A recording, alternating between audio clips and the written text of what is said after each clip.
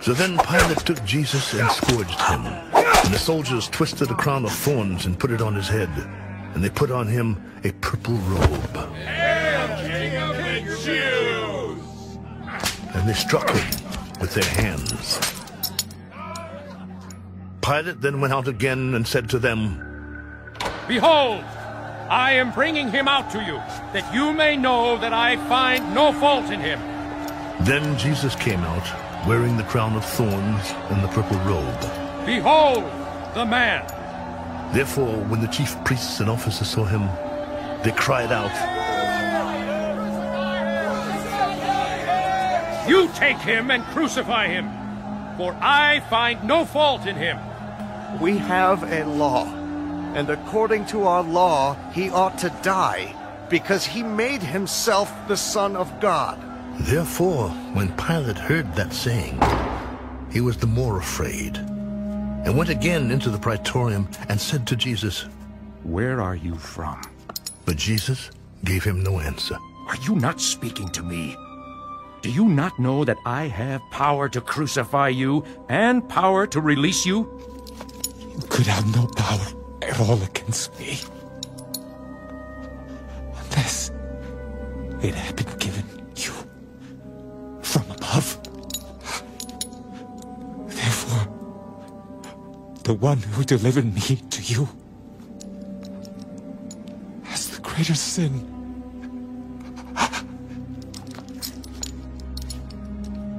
From then on, Pilate sought to release him.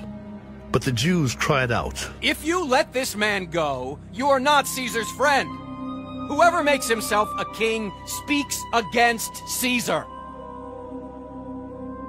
When Pilate therefore heard that saying, he brought Jesus out and sat down in the judgment seat in a place that is called the Pavement, but in Hebrew, Gabbatha. Now it was the preparation day of the Passover, and about the 6th hour. And he said to the Jews, Behold your king! But they cried out, Away with him! Away with him! Crucify him! Shall I crucify your king? We have no king but Caesar. Then he delivered him to them to be crucified. Then they took Jesus and led him away. And he, bearing his cross, went out to a place called the Place of a Skull, which is called in Hebrew Golgotha, where they crucified him, and 2 others with him, one on either side, and Jesus in the center. Now Pilate wrote a title and put it on the cross, and the writing was, Jesus of Nazareth, the King of the Jews. Then many of the Jews read this title, for the place where Jesus was crucified was near the city, and it was written in Hebrew, Greek, and Latin. Therefore the chief priests of the Jews said to Pilate, Do not write the King of the Jews, but he said, I am the King of the Jews. What I have written, I have written. Then the soldiers, when they had crucified Jesus, took his garments and made 4 parts, to each soldier a part, and also the tunic. Now the tunic was without seam, woven from the top in one piece. They said therefore among themselves, Let us not tear it, but cast lots for it whose it shall be. That the scripture might be fulfilled, which says, They divided my garments among them, and for my clothing they cast lots. Therefore the soldiers did these things. Now there stood by the cross of Jesus his mother, and his mother's sister, Mary the wife of Clopas, and Mary Magdalene. When Jesus therefore saw his mother and the disciple whom he loved standing by, he said to his mother, Woman, behold your son. Then he said to the disciple, Behold your mother. And from that hour, that disciple took her to his own home. After this, Jesus, knowing that all things were now accomplished, that the scripture might be fulfilled, said, I thirst. Now a vessel full of sour wine was sitting there. And they filled a sponge with sour wine, put it on hyssop, and put it to his mouth. So when Jesus had received the sour wine, he said, "It is finished." And bowing his head, he gave up his spirit.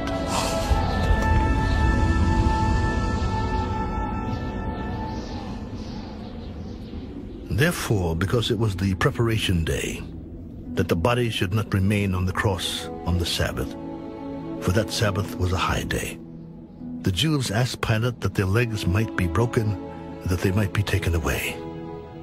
Then the soldiers came and broke the legs of the first and of the other who was crucified with him. But when they came to Jesus and saw that he was already dead, they did not break his legs. But one of the soldiers pierced his side with a spear, and immediately blood and water came out.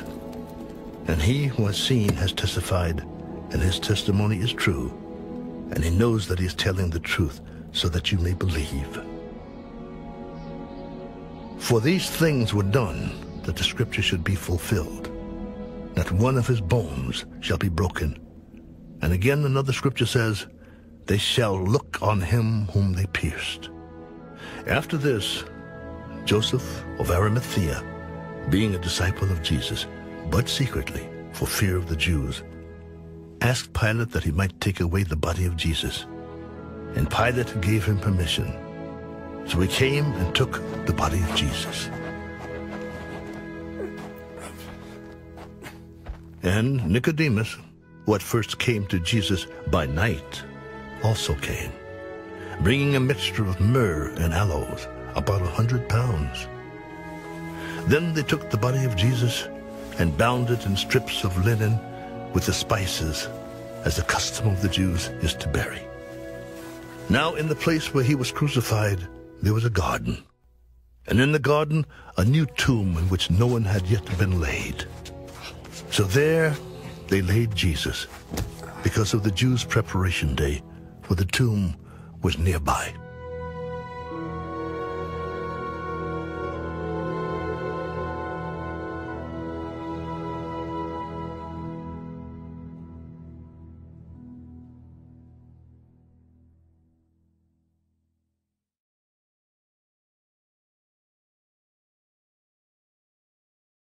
The Book of Job.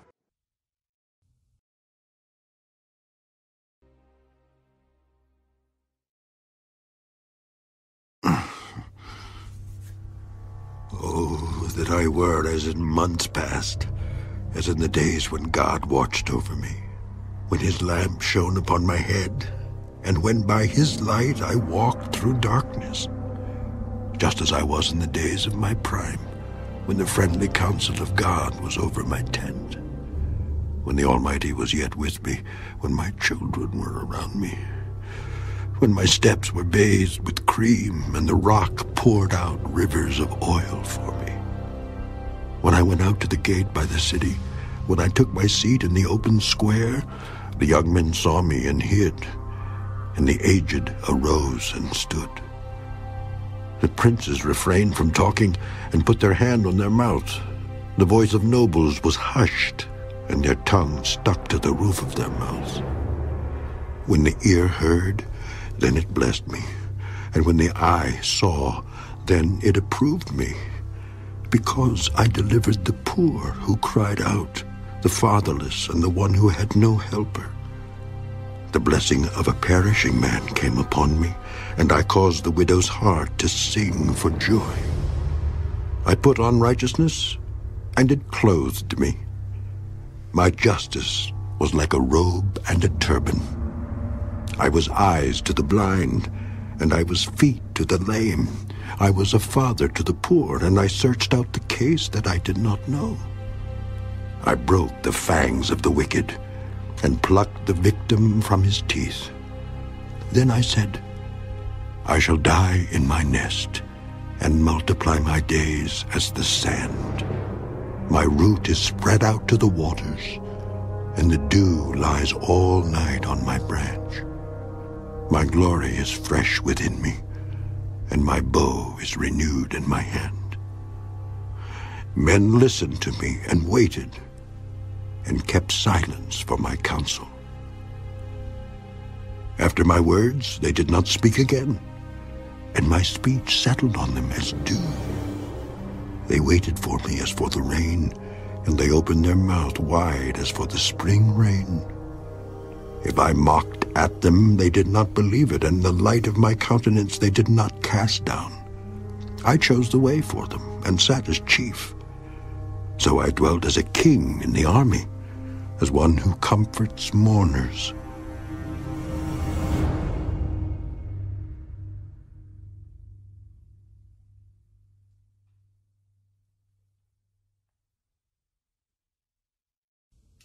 Psalm 39, to the chief musician, to Jeduthun, a psalm of David. I said, I will guard my ways, lest I sin with my tongue. I will restrain my mouth with a muzzle, while the wicked are before me. I was mute with silence. I held my peace even from good, and my sorrow was stirred up. My heart was hot within me. While I was musing, the fire burned. Then I spoke with my tongue. Lord, make me to know my end, and what is the measure of my days, that I may know how frail I am. Indeed, you have made my days as handbreadths, and my age is as nothing before you. Certainly every man, at his best state, is but vapor. Surely every man walks about like a shadow. Surely they busy themselves in vain. He heaps up riches, and does not know who will gather them. And now, Lord, what do I wait for? My hope is in you. Deliver me from all my transgressions. Do not make me the reproach of the foolish. I was mute. I did not open my mouth, because it was you who did it. Remove your plague from me. I am consumed by the blow of your hand. When with rebukes you correct man for iniquity, you make his beauty melt away like a moth. Surely every man is vapor. Hear my prayer, O Lord, and give ear to my cry. Do not be silent at my tears, for I am a stranger with you, a sojourner, as all my fathers were. Remove your gaze from me, that I may regain strength before I go away and am no more.